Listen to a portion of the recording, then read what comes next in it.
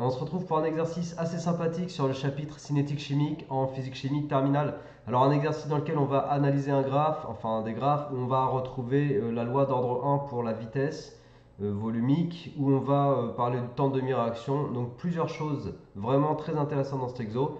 Tu vas voir, il y a vraiment des façons de répondre, notamment au moment je vais utiliser une technique de maths. Voilà, ce sera vraiment pas mal, ce sera pour la question 2. Allez, on démarre. Donc, comme d'hab, fais une première lecture de ton côté, fais l'exercice par toi-même, et après, corrige-toi avec ma correction éventuellement, pour voir si tu arrives à le faire tout seul, quoi.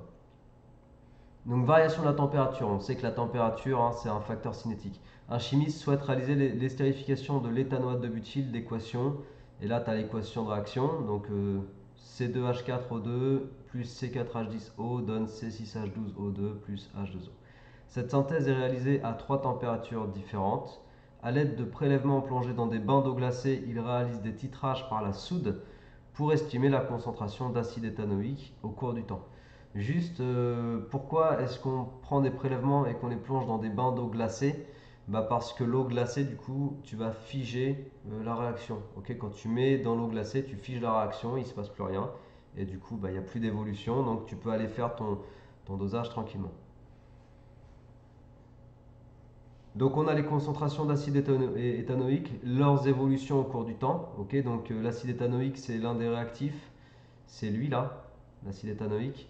Et forcément la concentration de l'acide éthanoïque diminue au cours de la réaction. On constate donc qu'on a les trois températures, donc en bleu 330 K, 340 K en rouge, rouge-violet, et puis 350 Kelvin en vert. Je te rappelle la relation entre degré C et degré Kelvin. Température en Kelvin, entre degré C et Kelvin, pardon. Température en Kelvin, c'est la température en degré C plus 273. Donc si tu veux retourner sur la température en degré C, tu soustrais 273, par exemple 330 K. 330 K, c'est moins 273, du coup, ça fait 57 degrés. 340, ça fait 340, 350, ok. Ça fait 67 du coup. Et 77 degrés. Donc on va de 57 à 77 degrés ici. Préciser l'influence de la température sur la vitesse de réaction. Du coup, pour la question 1, on va répondre. Et c'est logique, on sait que la température, elle accélère la réaction, donc elle augmente la vitesse de réaction. Et on va juste le redire, mais en s'appuyant sur le graphe. Donc on va analyser le graphe. Donc plus T est élevé, plus la température est élevée, plus la courbe se rapproche rapidement de l'axe des abscisses.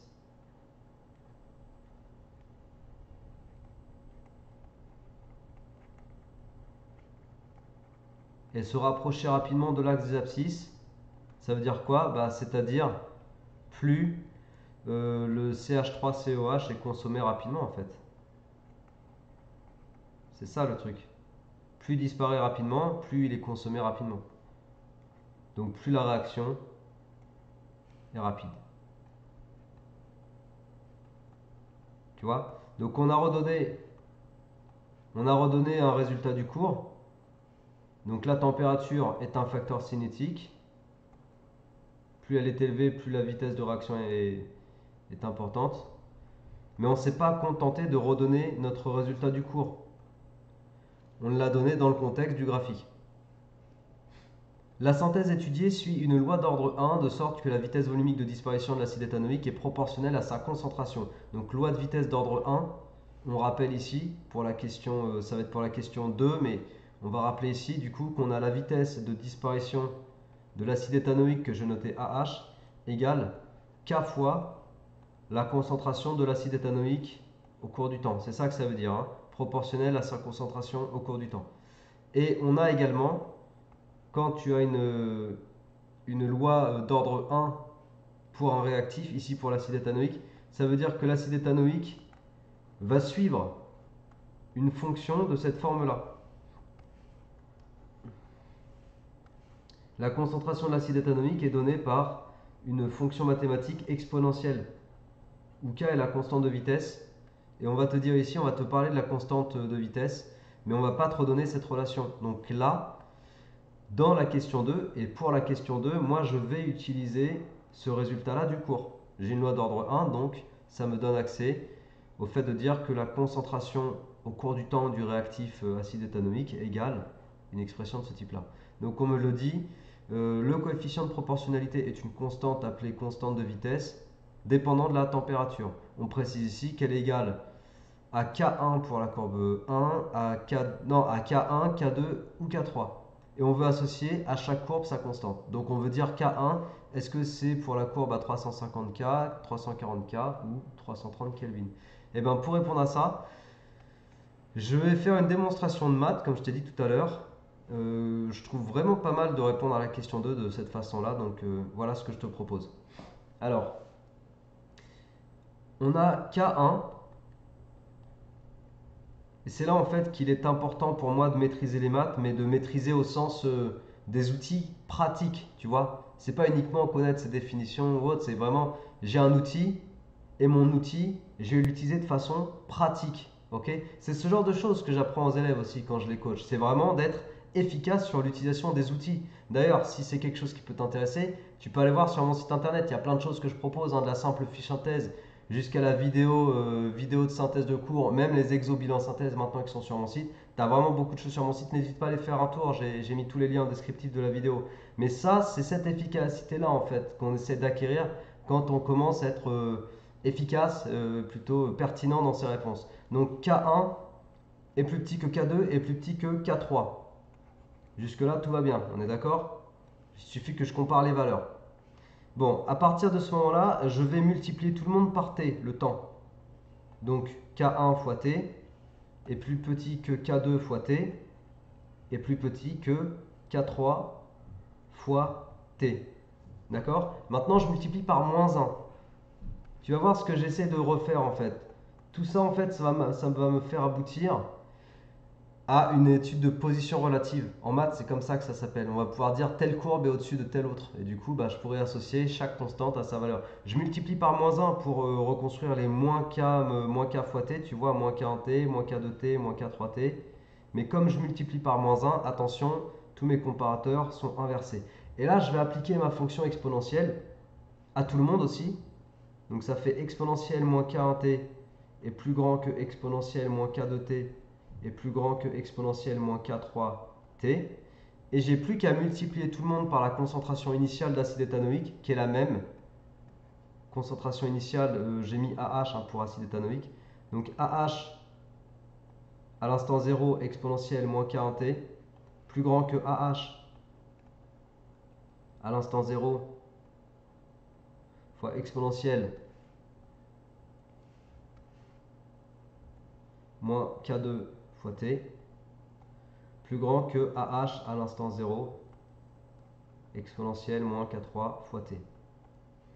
Tu vois, un exercice comme ça, je le verrais presque dans un petit contrôle, quoi, une petite interro sur le chapitre.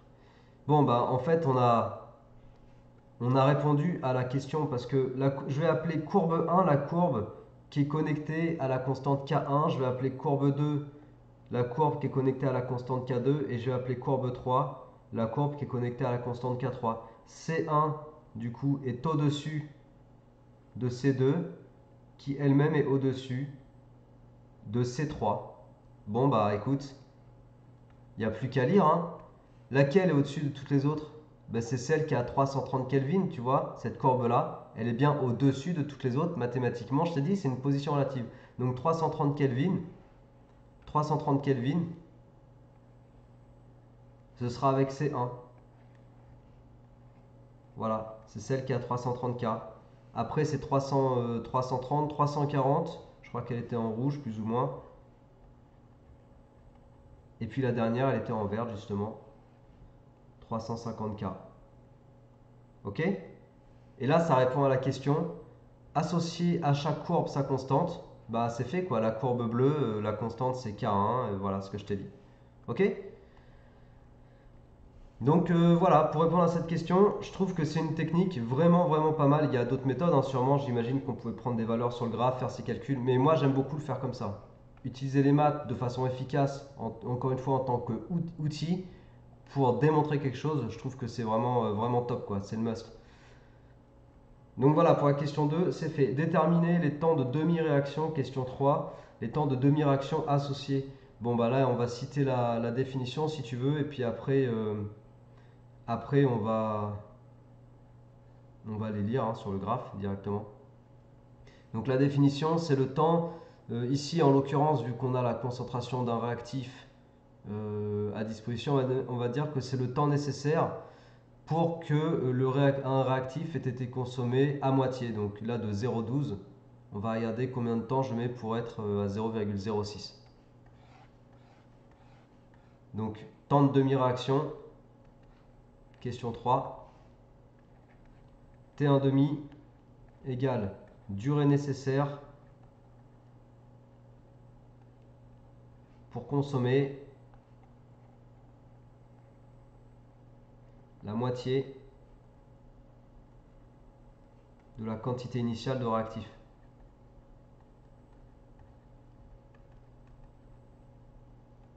Initiale de réactif. Donc après, je vais prendre la quantité initiale de réactif, c'est 0,12. La moitié, ça fait 0,06. Donc je trace une horizontale à 0,06 et après je vais lire graphiquement les abscisses des points d'intersection. Bon, on va faire une lecture approximative. Là, je pense que je peux... Non, je peux limite décaler un tout petit peu celle-là.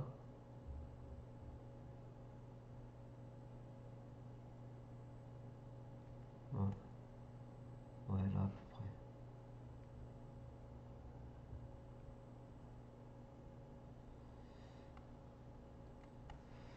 Ok.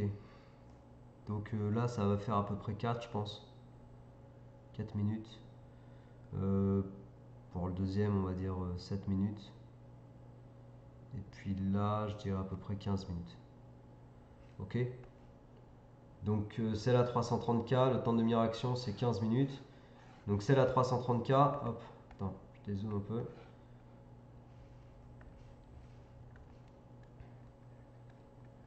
Donc à 330K, pour la constante K1, on a T1 demi qui est environ égal à 15 minutes.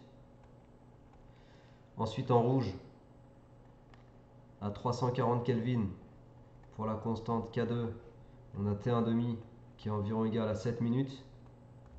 Et puis à 350 Kelvin, pour la constante K3, on a T1 demi qui est environ égal à 4 minutes.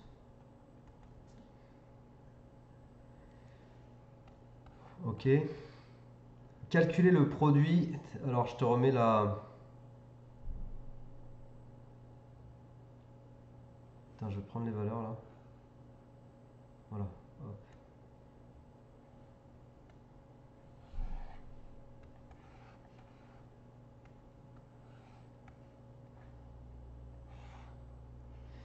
Donc question 3, question 4, calculer le produit P égale T1 demi fois K et commenter. On va calculer, donc question 4, P égale T1 demi fois K. Donc P1 par exemple, ça va faire T1 demi fois K1. Donc T1 demi c'est 15 minutes et K1, on a la valeur, c'est pour ça que j'ai repris ça sous les yeux, K1 c'est 0,044 minutes moins 1. Donc soit dit en passant, j'ai pas à convertir en...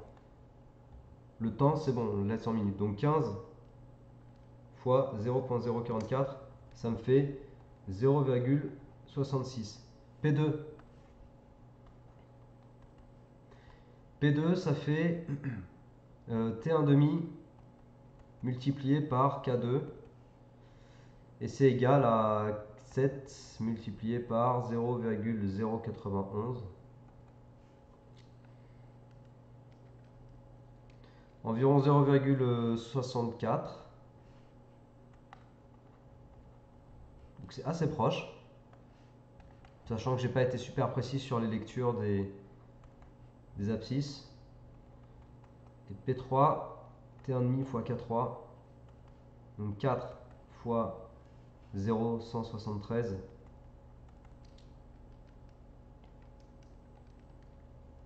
Ça fait environ 0,69. Oui, c'est ça. Voilà. Commenter, bah en fait, c'est environ, ils sont environ égaux, hein, les trois. P1 environ égal à P2, environ égal à P3. En fait, tu peux démontrer que P fois 1, que K fois T1 demi, c'est égal à ln de 2. Voilà, ça c'est un résultat démontrable dans le cours. Et ln de 2, si tu regardes, alors c'est pas un résultat du cours, mais c'est quelque chose qu'on peut faire en parallèle. ln de 2, c'est environ 0,69. Ok, donc on est autour de cette valeur-là. On y était presque pour P3. D'ailleurs, les autres, je pense que les abscisses, j'aurais pu être plus précis sur la lecture. Et ça, tu peux l'écrire comme ça, K. Tu peux l'écrire comme ça en fait. K égale ln de 2 sur T1 demi. Ou tu peux écrire T1 demi égale ln de 2 sur K.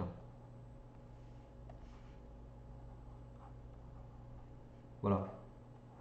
Et donc ça, comme je t'ai dit, on peut le démontrer. On peut le démontrer mathématiquement. Et bon, là, c'était juste le fait de retrouver ce résultat d'un point de vue expérimental. Voilà, c'est tout pour cet exo. J'espère qu'il t'a plu. Encore une fois, ça, c'est juste un exo d'application qui a un petit peu de type interro, quoi, parce qu'il y a des techniques assez sympas dessus. Et puis, il y a un petit peu les trucs classiques du cours. Mais on n'est pas sur de l'exo bilan. Donc derrière, n'hésite pas à t'entraîner sur des exos plus costauds où il faut tracer des courbes, il faut lire des coefs directeurs, de tangentes, etc. N'oublie pas que tu as les exobilans maintenant de Fix Chimie sur mon site internet directement, réservé à des abonnés. Tu as aussi les vidéos synthèse des cours, celle de la synthétique chimie qui est disponible évidemment. Et puis voilà, n'hésite pas à aller faire un tour sur mon site si tu as besoin des fiches synthèse, de coaching personnalisé. Va voir tout ce que je te propose, il y a vraiment beaucoup de choses. Si cette vidéo t'a plu, n'hésite pas à la partager. Si tu n'es toujours pas abonné à la chaîne, n'hésite pas à t'abonner. Et puis moi d'ici là, je te souhaite de bien travailler, travaille bien, motive-toi bien, réussis bien et à la prochaine pour d'autres vidéos explicatives de cours. Allez, ciao!